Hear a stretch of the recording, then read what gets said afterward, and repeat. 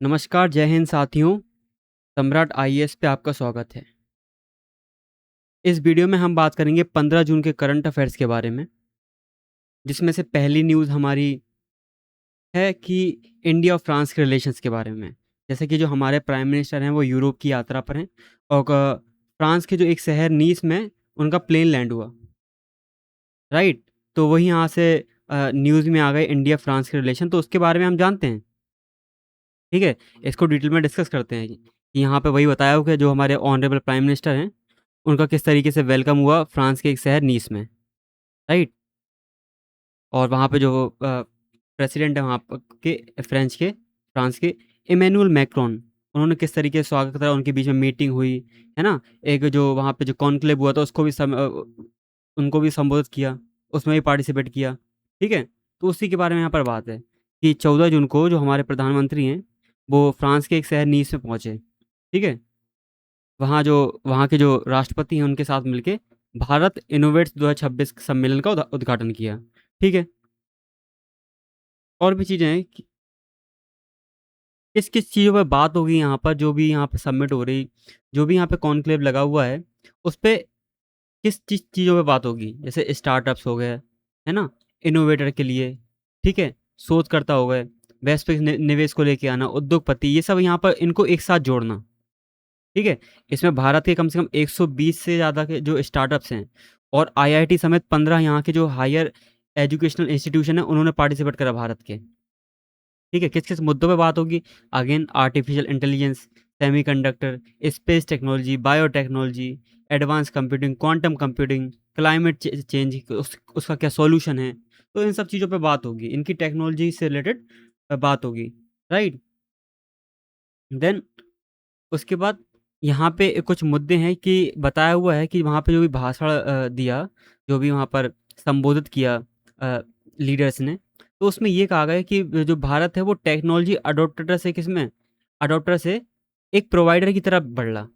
अब हम क्या अडॉप्ट नहीं कर रहे, बल्कि हम क्या कर रहे हैं, टेक्नोलॉजी को प्रोवाइड कर रहे हैं। मतलब इनोवेशन में हम बहुत आगे चलते हुए जा रहे हैं। तो वो यहाँ पे बताया किस तरीके से हम अंतरिक्ष क्षेत्र में, रक्षा के क्षेत्र में एक्सपोर्ट कर रहे हैं।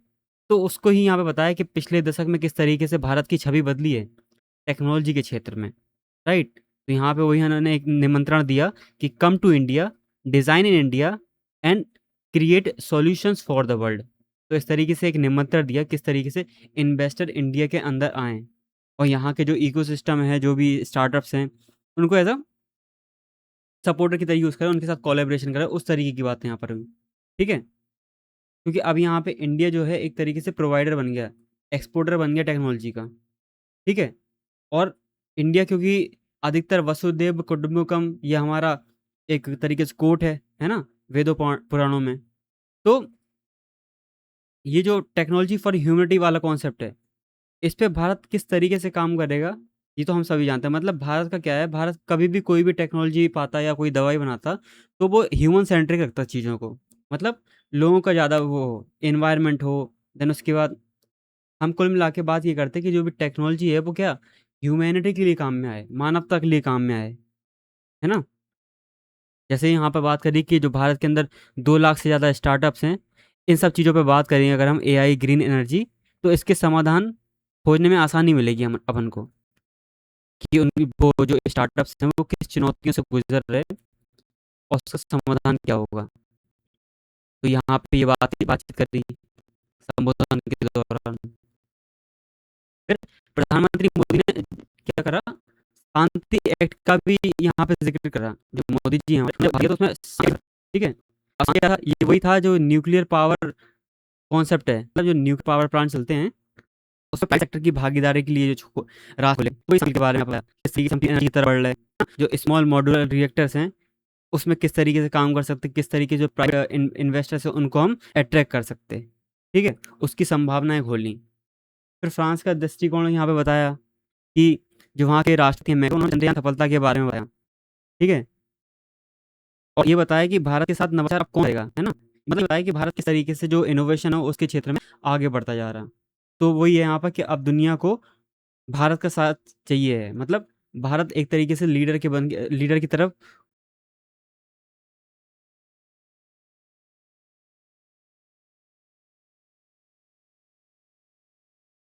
उभरते हुए आ रहा।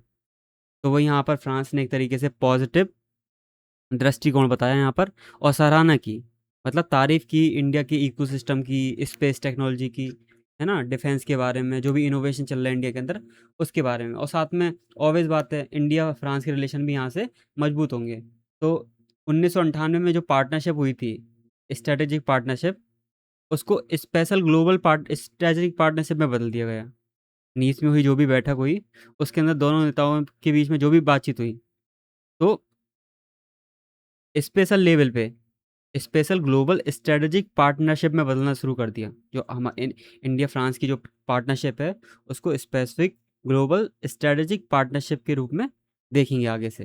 ठीक है, किस तरीके से people to people connection, then government का कनेक्शन, है ना, हर चीज़ में हम क्या कर रहे हैं, एक साथ में चल रहे हैं।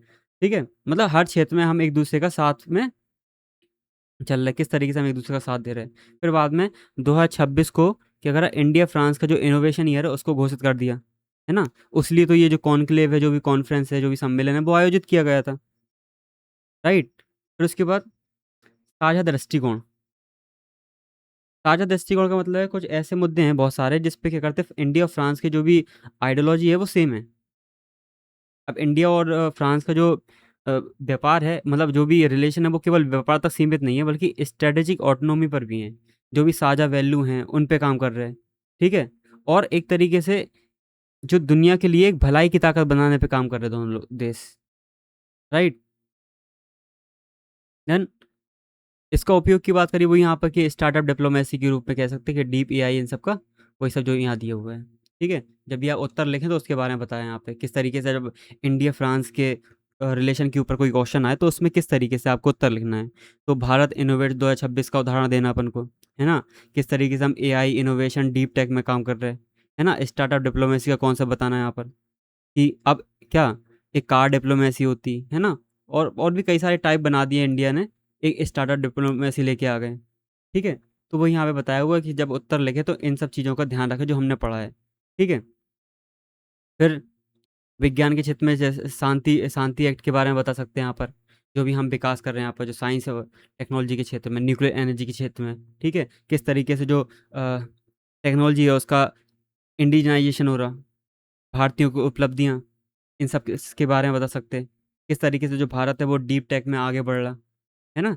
ये सब चीज़ें न्यूज़ में थी, इन्हीं शब्दों का यूज़ किया जाता है जब हम आंसर लिखते हैं। तो अब जो वही बताया निष्कर्ष में, जो नीश शहर में इनोवेशन हो रहा, वो 21वीं सदी का जो जियो पॉलिटिक्स है उसको जियो टेक्नोलॉजी में चेंज कर रहा। ठीक है, मतलब भारत और फ्रांस एक साथ मिलकर तकनीकी जो ध्रुवीकरण हो रहा, उससे स्वतंत्र होकर एक मजबूत स्तंभ की तरह उभरना चाह रहे हैं। तो यहाँ पे यही बताया हुआ है कि किस तरीके से इंडिया और फ्रांस एक साथ कंधे से कंधा मिलाकर काम करना चाह रहे हैं आगे की जो फ्यूचर की टेक्नोलॉजीज है उन पर। ठीक है, तो इसलिए यहाँ पे सबमिट हुआ, और इंडिया के जो पीएम हैं और फ्रांस के जो प्रेसिडेंट हैं उनके बीच में किस तरीके से बायलैटरल मीटिंग हुई, वहाँ पे जो बातचीत हुई। ठीक है, दोनों ने इनोवेशन इन सब के बीच में कोलेब्रेशन और अ, साथ आने की बात कही। ठीक है, वही सेम चीज़ें हैं, जब कोई भी लीडर किसी दूसरे देश में जाता है यात्रा के लिए, तो यही सब चीज़ें बात होती हैं कि किस तरीके से हम अपने आप सहयोग बढ़ा सकते हैं, है ना, किस तरीके से अपने जो रिलेशन है उसको और बूस्ट कर सकते हैं, यही सब चीज़ें। और इसका स्पेसिफिक मुद्दा था जो कॉन्फ्रेंस हुई थी वो, क्योंकि वो एआई फ्यूचर टेक्नोलॉजीज के लेके हैं, तो उस पर हमने बातचीत कर ली यहाँ पर। ठीक है, गॉट इट।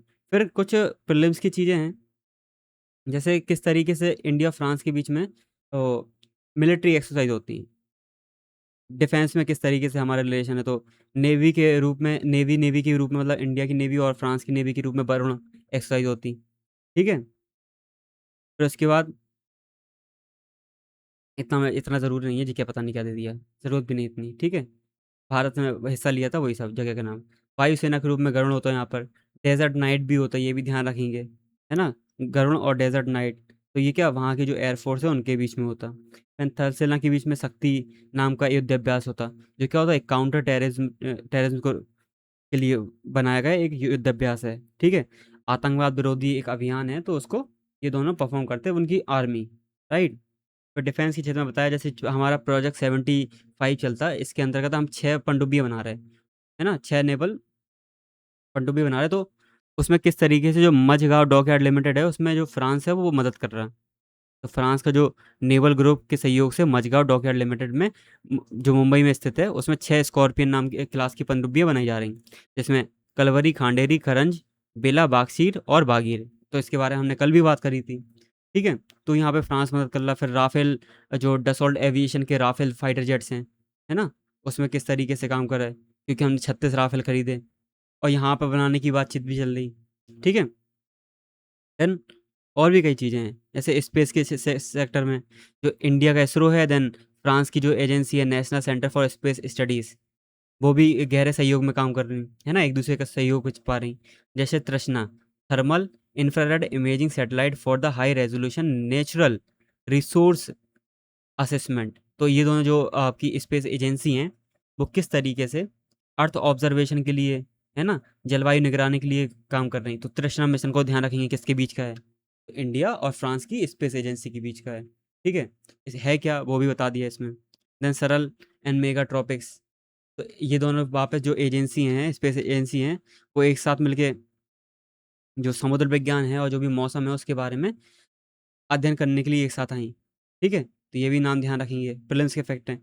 और गगनयान मिशन में जो भी हेल्प कर रहा है, चाहे वो रशिया कर रहा, अमेरिका कर रहा, ट्रेनिंग देना, है ना, तो उसमें फ्रांस भी हमारी हेल्प कर रहा है। जैसे मेडिसन, स्पेस मेडिसन और एस्ट्रोनॉट ट्रेनिंग के लिए सहयोग कर रहा है वो हमारे साथ, है ना। ठीक, हम उनका सहयोग भी ले रहे हैं गगनयान मिशन के लिए। फिर इंटरनेशनल सोलर अलायंस 2015 में जो COP25 हुआ था, वहाँ पे इंडिया और फ्रांस ने एक साथ मिलके इंटरनेशनल सोलर अलायंस को बनाया, जिसका जो मुख्यालय है वो गुरुग्राम में, मतलब इंटरनेशनल लेवल पे एकमात्र ऐसा अलायंस इंटरनेशनल लेवल का जो जिसका जो हेडक्वार्टर है वो इंडिया के अंदर है। तो ये भी ध्यान रखेंगे। तो कहीं ना कहीं यहाँ से भी इंडिया और फ्रांस के रिलेशन किस तरीके से अपने पीक पे हैं, तो उसके बारे में यहाँ पे बताया हुआ है। फिर उसके बाद जो जैतपुरा न्यूक्लियर पावर प्लांट है, तो जो महाराष्ट्र में स्थित है, तो उसमें फ्रांस की कंपनी ने के सहयोग से विकसित किया जा रहा। मतलब जब ये पूरा बन जाएगा तो दुनिया का सबसे बड़ा परमाणु ऊर्जा उत्पादन स्थल के रूप में होगा ये। तो ये भी अपने आप में बड़ी बात है। ठीक है, फिर एक ITR है, इंटरनेशनल थर्मो न्यूक्लियर एक्सपेरिमेंट, जो न्यूक्लियर फ्यूज़न पे काम करती। ठीक है, मतलब जो हम कह सकते हैं दो तरीके की न्यूक्लियर एनर्जी बनती, एक न्यूक्लियर फिजन, एक nuclear nuclear fusion. Nuclear fission की टेक्निक तो है, लेकिन न्यूक्लियर फ्यूज़न की टेक्निक पे काम कर रहे हैं यहाँ पर। इसमें कई सारे देश हैं, चाइना, अमेरिका, रसिया, सबका अपना अपनी भागीदारी है। तो लेकिन कहाँ पे स्थित है ये, फ्रांस के अंदर। तो वही यहाँ पे बताया हुआ है कि भारत भी इसमें क्या मेंबर स्टेट है। ठीक है, फिर इसका बताया किस तरीके से जो हमारी पार्टनरशिप है, जो 1998 में स्टार्ट हुई थी, उसको हमने स्पेशल ग्लोबल स्ट्रेटेजी पार्टनरशिप के रूप में आगे बढ़ाया, है ना। किस तरीके से हमारे रिलेशन क्या होते हैं और भी बढ़ते जा रहे हैं। तो वो यहाँ पे ये इंडिया और फ्रांस के रिलेशन के बारे में पूरी चीज़ें हमने डिटेल कर ली। और भी कई फैक्ट हैं, लेकिन इतना ज़रूरी नहीं, लेकिन जो मेन है UPSC के लिए हम पढ़ रहे हैं, तो उसी को ध्यान में रख के हमने ये नोट्स बनाए और आपको प्रोवाइड कराए। ठीक है, और भी कई सारे फैक्ट हैं, लेकिन ज़रूरत है नहीं उनकी। तो नेक्स्ट टॉपिक पे हम चलते हैं यहाँ पर। तो यहाँ पे ये बात करिए कि तीन तीन स्टार्टअप हैं, 2 बेंगलुरु के हैं, 1 हैदराबाद का है। तो उनको टेक्नोलॉजी एडॉप्टेशन फंड से पैसे की बात कही यहाँ पर, मतलब उनको पैसा दिया जाएगा। ठीक है, तो यहाँ पे वही न्यूज़ है द हिंदू की, technology adoption fund is design to support Indian industry in absorbing adapting commercialisation advanced space technologies thereby bridging the gap between research and operational deployment. तो यहाँ पे वही बताया कि स्पेस टेक हैं, मतलब अंतरिक्ष में जो भी सैटेलाइट होती, देन रॉकेट हो गए, पेलोड हो गए, उनको बनाने में जो भी स्टार्टअप है, उनको में से 2 बेंगलोर के हैं, 1 हैदराबाद के। तो उनको क्या मिला, फंडिंग की बात करी गई यहाँ पे। तो वो यहाँ पे न्यूज़ में है। तो ये किसका है, ये GS3 के लिए काम में आएगा ये, है ना। साइंस एंड टेक्नोलॉजी के अंदर जो स्पेस वाला स्पेस टेक्नोलॉजी वाला चैप्टर है, उसी के अंदर IPR के बारे में पढ़ते हैं अपन। ठीक है, तो IPR तो अभी आगे आएगा, आगे वाला टॉपिक में, तो GS पेपर 3 में काम में आएगी ये चीज़। तो वो यहाँ पे बताया होगा कि हाल ही में जो किस तरीके जो इन स्पेस है, भारत की क्या एक अंतरिक्ष नियामक संस्था है, इंडियन नेशनल स्पेस प्रमोशन और एंड अथॉरिटी, ठीक है, एंड अथॉरिटी सेंटर ने अपने टेक्नोलॉजी एडवांसमेंट फंड को 3 स्टार्टअप को चुना है।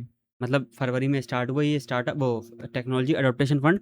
तो इसमें फंडिंग की बात करी गई 3 स्पेस टेक स्टार्टअप्स के लिए, ठीक है। 2 बेंगलुरु के हैं, 1 हैदराबाद का है। अब इनका जो भी चयन करते हैं वो करते इसरो, डीपीआईआईटी और डीएसटी। इनकी एक समिति होती, उसके द्वारा इन जो स्टार्टअप्स होते हैं उनका चयन किया जाता। अगर किस तरीके से किया जाता है उतना ज़रूरी है नहीं। अब ये स्टार्टअप कौन-कौन से, तो यहाँ पे ये दिए हुए हैं, जैसे एस्ट्रोवेस स्पेस टेक्नोलॉजी बेंगलुरु की है, तो ये 800 किलो न्यूटन, केएन का मतलब क्या होता? केएन का मतलब होता किलो न्यूटन, ठीक है? फोर्स की यूनिट होती न्यूटन। तो 800 किलो न्यूटन की एक क्षमता का रीयूजेबल लिक्विड रॉकेट इंजन बनाया जा रहा है, जिसमें लिक्विड ऑक्सीजन और लिक्विफाइड नेचुरल गैस का यूज़ चलाया जाएगा, मतलब उसका यूज़ करा जाएगा चलाने के लिए, ठीक है? तो वही यहाँ पे बताया हुआ है।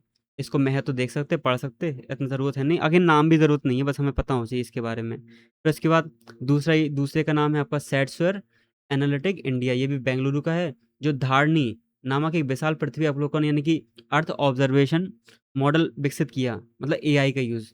तो एआई और सैटेलाइट यहाँ पे मिल गए। जब आर्टिफिशियल इंटेलिजेंस और सैटेलाइट का जो कॉन्सेप्ट मिलता है, तो यहाँ पर जो भी काम होगा वो ह्यूमन सेंट्रिक होगा। ह्यूमन सेंट्रिक मतलब लोगों को इसका फ़ायदा ज़्यादा होगा। जैसे यहाँ पे महत्व के बारे में बताया कि रिमोट सेंसिंग के लिए भारत का एक आर्टिफिशियल इंटेलिजेंस प्लेटफॉर्म है ये धारणी, ठीक है? जो उसने बनाया, ठीक है? जो विकसित करेगा ये सैटेलाइट इमेज का उपयोग करके कृषि, बुनियादी ढांचे, आपदा प्रबंधन की सटीक डेटा निकालता, उसका एनालिसिस करता, उससे हमें इन्फॉर्मेशन देता, ठीक है? तो यही बताया कि धारणी, बस यहाँ पे क्या ध्यान रखना कि धारणी जो है वो क्या है? तो एक टाइप का एआई है, एक टाइप का अर्थ ऑब्जर्वेशन मॉडल है, ठीक है? एआई मॉडल है, ठीक है? देन उसके बाद take me to step, TM to space technology, ये हैदराबाद की है। मतलब जो भी यहाँ पे करप्ट जो इसका प्रोजेक्ट क्या है, ये है उपग्रह के स्वदेशी एआई संचालित स्टार ट्रैकर। स्टार ट्रैकर का हम समझ सकते हैं कि एक तरीके से दिशा बताना, ठीक है? तो स्टार सेंस लाइट और स्टार सेंस प्रो को विकसित करा इसने, है ना? कर रहा वो। महत्व की बात करेंगे तो ये दिशा बताने के काम में आएगा। स्टार ट्रैकर अंतरिक्ष में उपग्रह के सटीक रूप से अपनी दिशा निर्धारित करने में मदद करेगा। और फिर वही सेम चीज़ हाई रेजोल्यूशन इमेजिंग और संचार में मदद करेगा हमको, है ना? उसके लिए महत्वपूर्ण है। टेक्नोलॉजिकल एडेप्टेशन फंड क्या है?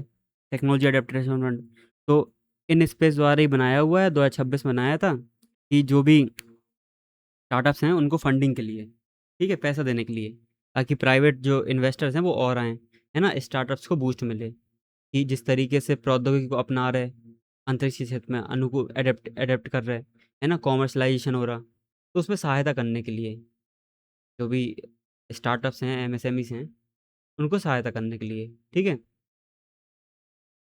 कि इसरो जो है वो रिसर्च पे काम करे और बाकी जो जो भी पार्ट्स बनाना, देन जो भी पुर्जे बनाना का काम है, वो ये सब ये प्राइवेट सेक्टर वाले करें। और प्राइवेट सेक्टर आगे बढ़ेगा तो और अच्छी बात है यहाँ पर, ठीक है? वो यहाँ पे बताया हुआ है किस तरीके से ये जो फंड है वो जो स्पेस टेक है, वो जो स्पेस टेक स्टार्टअप्स हैं उनको फंडिंग करने के लिए काम में आ रहा है, ठीक है? और इसके फंड का आकर तो 500 करोड़ है। अगर कोई कोई ध्यान नहीं रखना, बस इसके बारे में ही जान लेना थोड़ा सा। बस फंडिंग का तरीका क्या है? स्टार्टअप्स जो एमएसएमई हैं उनके प्रोजेक्ट का अधिकतम 60% या 25 करोड़ रुपए सरकार देती, और जो बड़ी कंपनी है उनका 40% देती, 40% फंडिंग करती, ठीक है? देन बौद्धिक संपदा जो आईपीआर के बारे में बात करी थी इसमें। अब इसमें क्या है, जो आईपीआर यानी कि जो इंटेलेक्चुअल प्रॉपर्टी राइट है, वो कंपनी के पास रहेगा, है ना? जो भी कुछ बनाया है उसने। लेकिन जब उसको बेचने जाएगा तो उसकी जो लाइसेंसिंग होगी, उस पे मंजूरी चाहिए इन स्पेस की, ठीक है? तो वो यहाँ पे बताया हुआ है। अब इसका महत्व क्या है, तो प्राइवेटाइजेशन, क्योंकि 2024 तक जो हमारी स्पेस इकोनॉमी है उसको $44 बिलियन तक लेके जाना, ठीक है? मतलब प्राइवेटाइजेशन करना यहाँ पर स्पेस सेक्टर में, ठीक है? इंडिजनाइजेशन, किस तरीके से हम जो लिक्विड ऑक्सीजन है और जो नेचुरल गैस है लिक्विड वाली, उसका यूज़ कर रहे हैं, स्वदेशी तकनीक का यूज़ कर रहे हैं। अब ये भारत में विकसित हो रही, तो विदेशी निर्भरता क्या होगी? कम होगी। मतलब हम आत्मनिर्भर भारत की तरफ, मेक इन इंडिया की तरफ क्या बढ़ रहे हैं, ठीक है? उस पे एक बूस्ट मिल रहा। तो जो स्वदेशीकरण हो रहा, वो हमें आत्मनिर्भर भारत की ओर लेते हुए चले आ रहा, ठीक है? फिर डीप टेक एप्लीकेशंस, जैसे एआई हो गया, ढारनी का यूज़ कर रहे हैं यहाँ पर। जब एआई और सैटेलाइट एक साथ मिलेंगे तो इसका सीधा लाभ कहाँ पर पहुँचेगा? आम आदमी को पहुँचेगा। तो वो आपदा प्रबंधन, कृषि हो गया, मौसम, इन सब की जानकारी बिल्कुल आसानी से मिल जाएगी उसको। इन स्पेस के बारे में बता दिया, डिपार्टमेंट ऑफ स्पेस के अंदर काम करता, ठीक है, एक अंतरिक्ष विभाग के अंदर काम करता, और एक क्या है, स्वायत्त एजेंसी है, जो निजी कंपनियां होती हैं उनको प्रमोट करना, उनको रेगुलेट करने का काम करता है। अभी इसके चेयरमैन क्या है, पवन गोयनका, इसको भी ध्यान, इनको भी ध्यान रखेंगे, ठीक है।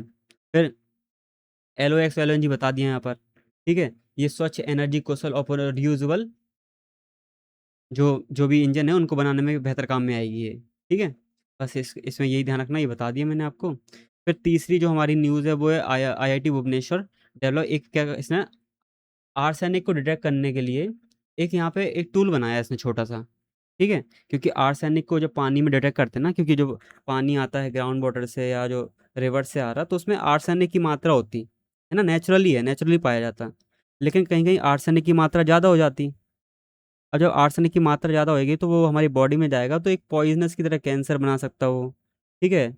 उसमें लंग कैंसर, देन बॉडी में कैंसर हो सकता, ठीक है। उसके बाद जो आर्सेनिक है कई सारी बीमारी करता है, जैसे ब्लैक फुट डिसीज है ना, और भी कई चीज़ों में प्रॉब्लम देता है वो, स्किन को प्रॉब्लम कर सकता है। तो वही यहाँ पे एक IIT भुवनेश्वर ने एक छोटा सा टूल किट बनाया, तो उसी कारण ये चीज़ न्यूज़ में आ गई। तो हमें पता होना चाहिए जो आर्सन सेफ है वो क्या है, ठीक है। एक डिवाइस है जो आर्सेनिक को डिटेक्ट कर लेता। अब जो आर्सेनिक को डिटेक्ट करने वाली चीज़ें वो लेबोरेटरी में होती थी, लेकिन अपन छोटा सा टूल का यूज़ कर सकते। इसके लिए केमिकल यूज़ होते थे, है ना, वाटर क्वालिटी नापने के लिए कि उसमें आर्सेनिक है या नहीं। तो अब इन चीज़ों की ज़रूरत नहीं पड़ेगी। तो वो यहाँ पे बताया हुआ है कि faster and more accessible, right. तो IIT ये न्यूज़ थी। अब इसकी बात कर लोगे तो ये स्वदेशी रूप से विकसित है। हैंड हेल्ड मतलब हाथ में पकड़ सकते एक टूल है छोटा सा, जिससे हम आर्सेनिक की जांच कर सकते हैं, ठीक है। तो कार्यप्रणाली मतलब इसमें लेबोरेटरी ले जाने की कोई ज़रूरत नहीं है, ठीक है। और जो केमिकल यूज़ होते थे आर्सेनिक की जांच के लिए वो भी ज़रूरत नहीं है, सुविधाजनक है, ठीक है। आसानी से कर सकते हैं इसको, कोई भी सामान्य व्यक्ति आसानी से पता लगा सकता है। वाटर क्वालिटी जो है बहुत तेज़ और सुलभ हो जाएगी, यहाँ से किस तरीके से असेसमेंट होता है ना, वो सुलभ हो जाएगी। चुनौती की बात करेंगे कि आर्सेनिक मतलब ये हो क्यों रहा है, क्योंकि आर्सेनिक क्या है, आर्सेनिक बहुत बड़ा प्रॉब्लम है, भारत के लिए एक चुनौती है, इसलिए ऐसे टूल्स की जरूरत पड़ रही, ठीक है। जैसे भूजल का जहर ग्राउंड वाटर में मिलता जी, है ना, अधिक मात्रा में विषैला होता। सर्वाधिक प्रभावित क्षेत्र कौन सा है, जो ईस्टर्न जो इंडिया है, मतलब जो गंगा ब्रह्मपुत्र वाला रीजन है ना, जिसमें पश्चिम बंगाल, बिहार, उत्तर प्रदेश, मतलब जो पूर्वी उत्तर प्रदेश है, झारखंड, असम। असम मतलब ब्रह्मपुत्र नदी के आसपास। तो इसमें क्या है, यहाँ के भूजल में आर्सेनिक की मात्रा बुरी तरीके बहुत ज़्यादा है, ठीक है। स्वास्थ्य के लिए हानिकारक बता दिया कि ज़्यादा अगर यूज़ होगा हमारी बॉडी में चला जाएगा ये, ठीक है। तो क्या हो जाएगा, आर्सेनिकोसिस हो जाएगा, है ना, स्किन प्रॉब्लम हो जाएगी, है ना, त्वचा में घाव हो जाएंगे, वही बताया, कैंसर की प्रॉब्लम हो सकती। और सबसे मेन यहाँ पे क्या, ब्लैक फुट डिसीज हो जाएगी, ठीक। तो यहाँ पे यही सब यहाँ पे प्रॉब्लम है, किस तरीके से जो आर्सेनिक है वो ग्राउंड वाटर के लिए प्रॉब्लम है, और साथ में भारत के लिए कितनी बड़ी चुनौती है।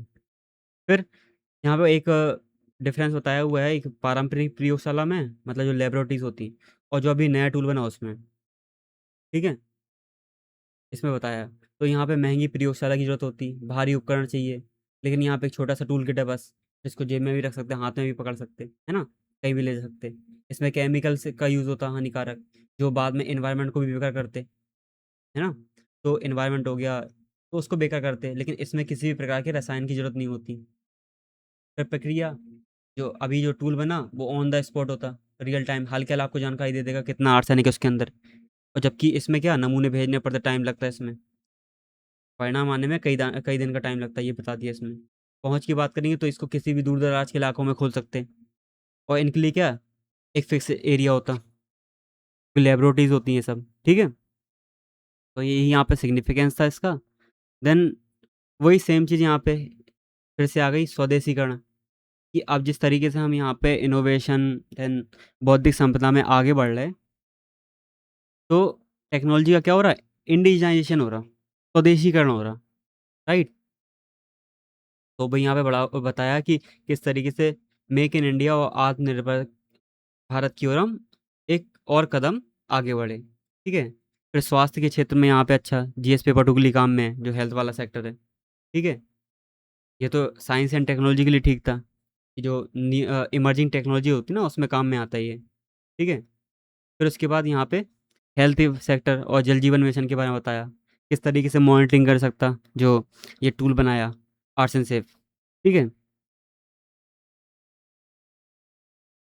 Got it. फिर इन्वायरमेंट के बारे में बताया, तो जो मान लो जो लेबोरेटरी में हजार्डस केमिकल यूज़ करते थे, केमिकल की उसके आर्सेनिक की जांच के लिए, तो अब वो नहीं होंगे। तो ये जो प्रोसेस है वो इको फ्रेंडली है, एनवायरनमेंट को नुकसान नहीं होगा। तो वो यहाँ पे बताया हो कि किस तरीके से एनवायरनमेंट, हेल्थ और टेक्नोलॉजी में ये चीज़ अपना महत्व किस तरीके से रख रही। ठीक है। फिर इसके बारे में बताया नीचे, आर्ट्स एंड स्पेस के बारे में कि आईआईटी भुवनेश्वर फिल्म्स के फैक्ट हैं, छोटा सा बना के दे दिया। डब्ल्यूएचओ का जो मानक है उसको ध्यान रखना कि पानी के अंदर जो आर्सेनिक है उसकी सीमा क्या होनी चाहिए, 10 माइक्रोग्राम पर लीटर। बीमारी जो आर्सेनिकोसिस और ब्लैक फुट डिसीज के कारण होती है, आर्सेनिक के कारण। ठीक है। तो ये पूरी न्यूज़ थी, इसका डिटेल से हमने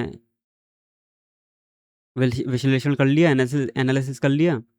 देन नेक्स्ट न्यूज़ है अपनी, ये अल्नीनो को लेके है। साइंटिस्ट ने एक चिंता जताई कि जो अल्नीनो आ रहा है वो किस तरीके से फ्लड और जो सूखा और जो बुश फायर बनती हैं, है ना, जंगल की आग, वो किस तरीके से उनको बढ़ोतरी मिलेगी, किस तरीके से जो नेचर है वो गर्म होता जा रहा। ठीक है। तो वो यहाँ पे न्यूज़ है द हिंदू की, expert said the El Nino a natural warming cycle should further heat a global already warming from fossil fuel pollution will likely turbocharge extreme weather across the planet. किस तरीके से जैसे ग्लोबल वार्मिंग के कारण जो हमने fossil fuel जलाए हैं उससे ग्लोबल वार्मिंग तो हो ही रही, वहाँ से भी गर्माहट आ रही, और अल्नीनो क्या कर रहा है, इस चीज़ को और बूस्ट कर देगा। तो यहाँ पे वही साइंटिस्ट ने एक रिपोर्ट दी। तो किसके काम में है, द हिंदू की न्यूज़ है ये। और अल्नीनो जो कॉन्सेप्ट है वो प्योर जोग्राफी का कॉन्सेप्ट है, यानी कि जीएस पेपर 1, और एनवायरनमेंट यानी कि जीएस पेपर 3। ठीक है। तो ये कोर कॉन्सेप्ट है उसका, ज्योग्राफी का, अल्नीनो। तो अल्नीनो क्या है और इस समाचार में क्यों था ये बता दिया मैंने, किस तरीके से जो आने वाली जो चरम घटनाएं वो बढ़ेंगी। ठीक है। एक्सट्रीम वेदर इवेंट्स होने वाले हैं, उसमें चाहे बाढ़ हो सकता है, अत्यधिक गर्मी हो सकती है, सूखा हो सकता है, जंगल की आग हो सकती है, वगैरह वगैरह। ठीक है। अल्नीनो क्या है, अल्नीनो एक जो साउथ जो प्रशांत महासागर है उसका जो सदर्न पार्ट है, मतलब जो साउथ अमेरिका और ऑस्ट्रेलिया जो नीचे वाला पार्ट है। ठीक है। जैसे मैं यहाँ बनाने की कोशिश करूँ,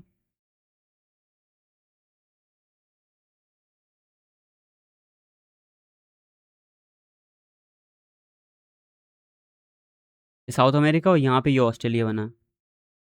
ठीक है। ये ऑस्ट्रेलिया बना। तो यहाँ पे क्या पेरू वेरू वगैरह हैं, है ना। तो ये ऑस्ट्रेलिया है। तो जब यहाँ पे क्या होगा, गर्म पानी आ जाता, यहाँ पे अभी बता रहा मैं कैसे आएगा प्रोसेस। जब यहाँ पे गर्म पानी आ जाता, हॉट पानी, हॉट वाटर, यहाँ ठंडा पानी, तो यहाँ पे क्या होगा, यहाँ पे बारिश होना शुरू हो जाती, तो यहाँ पे ठंडा पानी होगा। इसके कंपैरिजन में यहाँ पे ठंडा पानी होगा ऑस्ट्रेलिया के पूर्वी तट पे। और जो पेरू का तट है वहाँ पे क्या होगा, गर्म पानी हो जाएगा। तो इस घटना का नाम देते हैं अल्नीनो। ठीक है। नेचुरल फिनोमेना है, हर 5-7 साल में होता रहता है। ठीक है। लेकिन क्लाइमेट चेंज के कारण इसकी जो घटना है वो बढ़ती जा रही। ठीक है।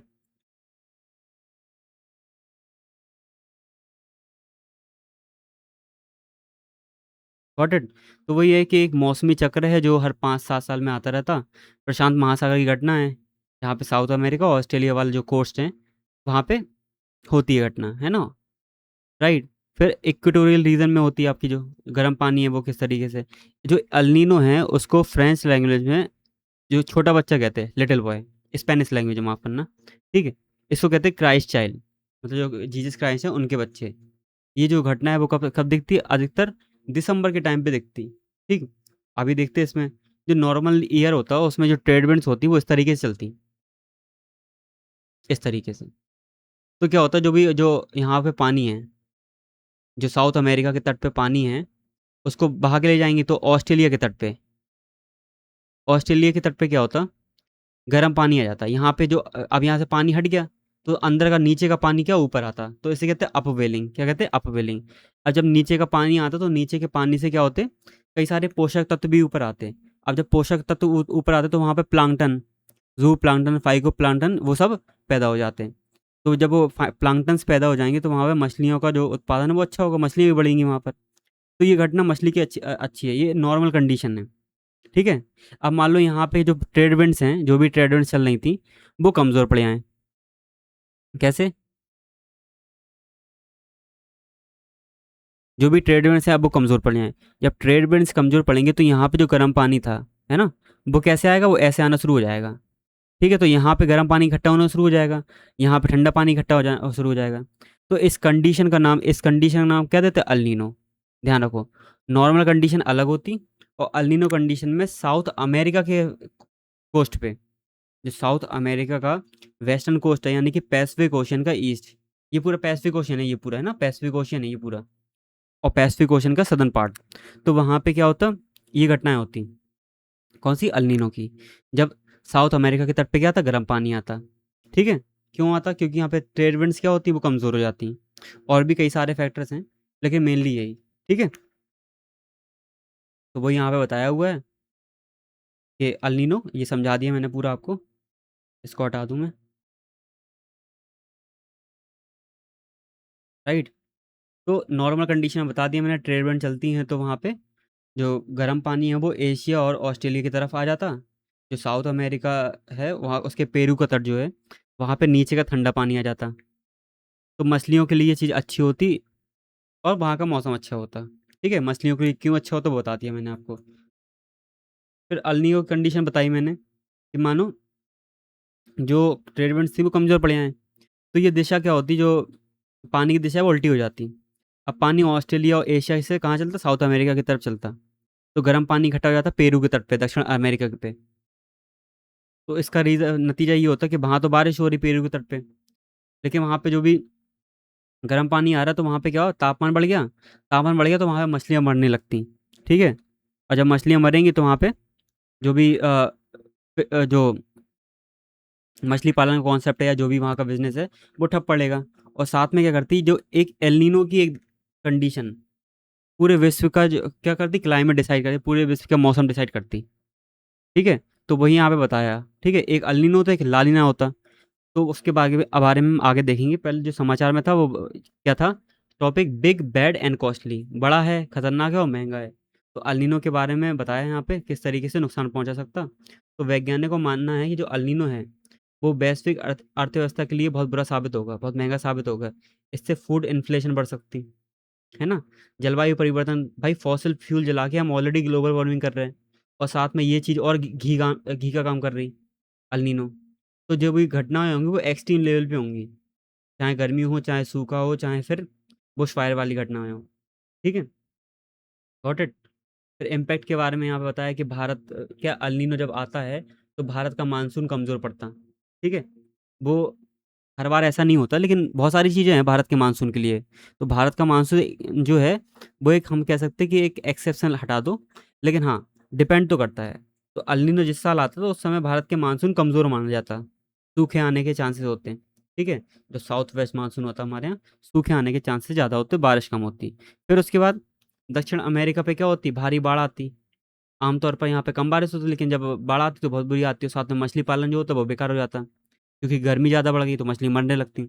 ऑस्ट्रेलिया इंडोनेशिया में क्या होता, सूखा आता, जंगलों में आग लगती, बुश फायर की घटनाएं आती, है ना, ऑस्ट्रेलिया से ये घटनाएं ज़्यादा आती। फिर समुद्री जो मेरीन लाइफ है, मछलियों की कमी, कोरल बीचिंग होना। पेरू के तट पे अगर गर्म पानी आ जाता तो वहाँ पे मछलियों के लिए प्लांकटन खत्म हो जाता, क्योंकि जो प्लांकटन्स आ रहे थे वो नीचे से आ रहे थे, नीचे से जो पोषक तत्व तो आ रहे थे उससे प्लांकटन्स जनरेट हो रहे थे। ठीक है, और फिर मछलियाँ भी आ रही थी उनके लिए, तो वो मछलियाँ भी मरने लगती, और साथ-साथ जो समुद्र का टेम्परेचर बढ़ रहा, वो मछलियों के लिए और साथ-साथ कोरल्स के लिए भी हानिकारक है। तो कोरल भी ब्लीचिंग की घटनाएँ भी होने लगती। ठीक है, फिर यहाँ पे वही बताया कि जो एन्सो क्या है? अल नीनो सदर्न ऑक्सीलेशन, क्योंकि ये सदर्न हेमिस्फीयर में हो रहा है ना, साउथ अमेरिका जो ऑस्ट्रेलिया है सदर्न हेमिस्फीयर में है। पैसिफिक ओशन वाला रीजन जो सदर्न वाला है। तो सदर्न ऑक्सीलेशन, ऑक्सीलेशन क्यों? कभी अल नीनो आ रहा, कभी यहाँ पे गर्म पानी, कभी यहाँ पे गर्म पानी, कभी यहाँ पे ठंडा पानी, कभी यहाँ पे ठंडा पानी। तो इस तरीके से क्या हो रहा है, एक सीसो की कंडीशन बन रही। कैसी? सीसो की। तो ऑक्सीलेशन होता है ना, कभी इस तरफ गर्म तो इस तरफ ठंडा, इस तरफ गर्म तो इस तरफ ठंडा, इस तरीके की घटनाएं होती। न्यूट्रल वाले में हमने देख लिया कि सिंपल टेम्परेचर रहेगा, ट्रेड विंड्स ऐसी चलेंगी, है ना। और जो लालिना होता है इसमें जो ट्रेड विंड हो जाती है वो और फास्ट चलने लगती, और तेज चलने लगती, लो भैया और तेज आओ और तेज। और अल नीनो में ये चीज़ें उल्टी हो जाती, अल नीनो में जब देखोगे तो अल नीनो में ये सारी चीज़ें कैसी हो जाएंगी, ये उल्टी हो जाएंगी, हवाएं ऐसे चलने लगेंगी, तो गर्म पानी इस तट पे आना शुरू हो जाएगा। तो वो यहाँ पे तीनों कंडीशन बता दी। तो इसी का नाम क्या है, ये सीसो कंडीशन में हो रहा है ना, एक झूले टाइप का, ऑक्सीलेट कर रहा। तो इस और सदर्न हेमिस्फेयर में हो रहा है, इसलिए एल नीनो सदर्न ऑक्सीलेशन के नाम से जानते हैं, इंसो के नाम से इसको, ठीक है। अब ध्यान रखेंगे और किस तरीके से ये इफेक्ट करता दुनिया की जलवायु को, तो वो भी हमने देख लिया। Got it, right. निष्कर्ष यहाँ पे दिया है तो कि वही जो पॉलिसी मेकर्स हैं अब, तो उनको सोचना पड़ेगा, है ना, किस तरीके से यहाँ पे बनेगी। तो एक आकस्मिक योजना यानी कि कंटीजेंसी प्लान चाहिए, कि सूखा प्रतिरोधी फसलें, है ना, कुशल जल प्रबंधन, और जो फूड सिक्योरिटी है और जो फूड स्टोरेज है उनके बारे में पहले से पॉलिसी बना के रखना है अपन को, है ना, फ्यूचर के लिए। तो वो यहाँ पे बताया, वो जरूरत है नहीं इसकी, जो मेन मेन चीज़ थी वो बता दी मैंने, ठीक है। देन जो हमारे पास नेक्स्ट टॉपिक है वो ये है कि इंडिया की दो वो कंपनी है, मतलब स्टार्टअप्स ही हैं एक तरीके के, तो उन्होंने कैंसर का एक जेनरिक ड्रग बनाया। जेनरिक है, मतलब ये क्या है कि इसकी जो दवाई है रियल में यूएसए की कंपनी ने बनाई थी, है ना, वो बहुत महंगी थी, और उसका पेटेंट जो है वो ख़त्म हो गया। तो इंडिया के एक रेड्डीज और एक एम एस एन, इन दोनों ने क्या कोलैब करा, और यहाँ पे एक जेनरिक दवा बना दी, ठीक है। उसको मार्केटिंग कहाँ होगी, यूएसए में होगी। तो उसी के बारे में यहाँ पे बताया हुआ है, पहले इसको हटाएं।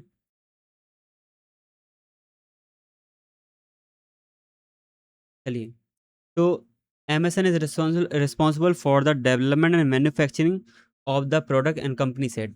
अब जो एमएसएन है उसने ये दवा बनाई, का नाम क्या है, बॉस्टिनिब। तो ये दवा बनाई एमएसएन ने, लेकिन जो मार्केटिंग का काम है वो कौन कर रहा है, जो डॉक्टर रेड्डी का जो स्टार्टअप है वो, ठीक है। तो यही वो आगे दिया हुआ है कि ये अभी की न्यूज़ है किस तरीके से जो डॉक्टर रेड्डीज लेबोरेटरी है और भारत की एक और कंपनी है एमएसएन लेबोरेटरीज, इन दोनों साथ मिल के आए, और उन्होंने अमेरिका में क्या बना, अमेरिका के लिए एक क्या बना दिया, अमेरिका के लिए नहीं, अमेरिका में एक बॉस्टनिव नाम की कैंसर की दवा बना दी। जेनरिक दवा है ये। जेनरिक दवा मतलब ऐसी दवाएं, मतलब इसका पहले का जो मेन वर्जन है वो तो होता ही है, लेकिन वो बहुत महंगी होती, तो उनको पेटेंट जब खत्म हो जाता तो एक उस पे क्या, उनके इंग्रेडिएंट्स का यूज़ करके हम क्या बना सकते हैं, जेनरिक दवा बना सकते हैं, जो उसके कंपैरिजन में बहुत सस्ती होगी, ठीक है, तो अफोर्डेबल होगी, राइट। तो दवा का नाम हमने देख लिया, यहाँ पर 400 mg की है, कोई नहीं पूछेगा। एक्चुअल में ये क्या है, जो फाइजर ने बनाई थी ना, बताया अमेरिकन कंपनी है जो, उसका नाम था बोसलिफ। तो उसी का ही जेनरिक वर्जन हमने बनाया, क्योंकि इसका पेटेंट खत्म हो गया, और पेटेंट खत्म होने के बाद ही हम क्या कर सकते, फाइल टू फर्स्ट, मतलब सबसे पहले फाइल कर सकते हैं इस चीज़ को, कि हमें क्या बनाना, जेनरिक दवा। तो उसी के बारे में बताया हुआ है। ये जो दवा है वो किसके काम में आती है, ये ब्लड कैंसर के काम में आती है, ध्यान रखना यहाँ पे, क्रोनिक मोइलॉइड ल्यूकोमिया, ब्लड कैंसर कहते हैं इसको, ठीक है। ब्लड कैंसर के उपचार के लिए यूज़ होती है, इसको भी ध्यान रखिए अपन, ठीक है। ये दिया हुआ है, ब्लड कैंसर के लिए उपयोगी है ये, ठीक है। फिर जो साझेदारी है, MSN laboratory research and development manufacturing कर रही, और जो मार्केटिंग का काम है और एक्सक्लूसिव राइट लिए हैं यूएस में बेचने के लिए, वो डॉक्टर रेड्डी की लेबोरेटरी ने लिए, ठीक है। फर्स्ट टू फाइल के बारे में बता दिया, जब इसका पेटेंट खत्म हुआ तो जेनरिक दवा बनाने के लिए हमने सबसे पहले फाइल कर दिया, और वहाँ का जो भी यूएस एफडीए है, अमेरिकी खाद्य औद्योगिक प्रशासन, तो उसके नियम के अनुसार जो भी जो ब्रांडेड दवाएं हैं उनके पेटेंट जब समाप्त होते, तो एक फाइल करनी पड़ती है अपन को, कि हमें जेनरिक दवा बनाना है इसके लिए, ठीक है। तो वो अप्रूव करती है इस चीज़ को, ठीक है, ये भी ध्यान रखेंगे अपन, है ना। तो इसे ही फर्स्ट टू फाइल कहते हैं, ये ध्यान रखेंगे। फिर 180 दिन की एक्सक्लूसिविटी, जो डॉक्टर रेड्डी मार्केटिंग कर रहे हैं यूएस के अंदर, तो उनको 6 महीने की जेनरिक एक्सक्लूसिविटी थी, मतलब 6 महीने तक अमेरिका की मार्केट में यही दवा बेच सकते बस, है ना। इनको क्या दिया, 6 महीने के लिए मोहलत दी। तो अन्य कोई अन्य कंपनी इस दवा को जेनरिक संस्करण अमेरिका के अंदर नहीं बेच सकता, ठीक है, ये भी ध्यान रखेंगे। तो यहाँ यहाँ पे बताया हुआ है। देन फिर एक भारत के लिए महत्व की बात करी, क्योंकि भारत क्या है, एक तरीके से फार्मेसी ऑफ द वर्ल्ड के रूप में उभर रहा। आप देखो किसी भी सेक्टर में देख लो, हम अच्छा काम कर रहे हैं, हम एक क्या, एक इमर्जिंग नेशन के रूप में उभरते हुए आ रहे हैं, और बिल्कुल उभरना ही है हमको। लेकिन फार्मेसी के रूप में हम बहुत ज़्यादा हैं, मतलब भारत क्या है, भारत हब है, इंडिया क्या है, हब है जेनरिक दवाओं को बनाने वाला। दुनिया को मालूम किस तरीके से हम जेनेरिक दवा बनाते, कितने बड़े उसमें अमाउंट में बनाते और पूरी दुनिया को देते। हम बेचते भी हैं, साथ में हम मदद भी करते। तो वो यहाँ पे बताया हुआ किस तरीके से फार्मेसी ऑफ द वर्ल्ड के रूप में भारत उभर रहा। ठीक है। और ये वही है कि make in India made in India के कॉन्सेप्ट को बूस्ट दे रहा, ऑब्वियस बात है। ठीक है। स्वास्थ्य देखभाल को सस्ता करना, अब जो फाइजर जैसी कंपनी इतना महंगा बनाई, तो उसकी दवाओं के जो कीमत है बहुत ज़्यादा है। तो जेनरिक जो दवा बन रही है उसकी कीमत क्या होगी, आमतौर पर सस्ती होती। तो वो क्या होगी, अफोर्डेबल होगी, इंसान खरीद पाएगा उसको। ठीक है। फिर उसके बाद ये बताया कि भारतीय फार्मेसी कंपनियों का सहयोग, जैसे मान लो दो कंपनियां साथ में आई, तो बता दिया इन दो कंपनियों ने कि अगर हम, भारत की कंपनियों ने, कि अगर हम साथ में आए तो यूएस जैसी मार्केट के अंदर भी अपनी चीज़ों को बेच सकते। तो वही यहाँ पे बताया हुआ है। और टेक्नोलॉजी में तो हम आगे बढ़ रहे, रिसर्च डेवलपमेंट इनोवेशन इन सब में हम आगे बढ़ रहे हैं, वही सब वहाँ पे घूम फिर के वही सारे पॉइंट आते हैं। जो मेन मेन चीज़ थी वो मैंने आपको बता दी यहाँ पर। ठीक है। इसके अलावा कुछ भी काम का नहीं है इसमें, मतलब जो भी है मेन मेन जो मुझे लगा। अब देखो यहाँ पे जितने भी हमने देखी न्यूज़ेस, वो अधिकतर हेल्थ सेक्टर से रिलेटेड थी आज की। ठीक है। तो 15 जून का करंट अफेयर्स यहीं यहाँ पे समाप्त होता है। ठीक है। जय हिंद, जय भारत।